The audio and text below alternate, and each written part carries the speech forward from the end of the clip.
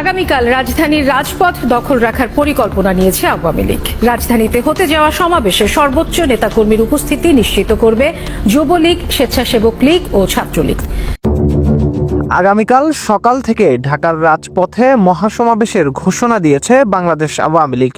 সেই সাথে টানা ৩ মাসের কর্মসূচি ঘোষণা করেছে দলটি। তাদের সাথে রাজপথে নামতে দেখা যেতে পারে যুবলীগ, শ্রমিক লীগ, স্বেচ্ছাসেবক লীগ সহ নিষিদ্ধ ছাত্র সংগঠন বাংলাদেশ ছাত্রলীগকেও।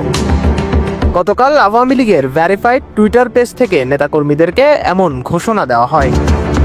সেই সাথে টানা ৩ মাস আওয়ামী লীগকে প্ল্যান বি মোতাবেক কাজ করার নির্দেশনা দেয় দলটি। আওয়ামী লীগের নতুন কর্মসূচি এবং তাদের নতুন প্ল্যান নিয়ে বিস্তারিত জানাচ্ছেন সহকর্মী শাহাদাত রিফাত।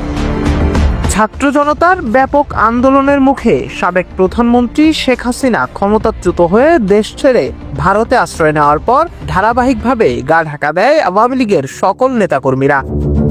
তবে গত 10ই নভেম্বর রাজধানীর জিরো পয়েন্টে আন্দোলনের ডাক দিতে দেখা গিয়েছিল দলটিকে।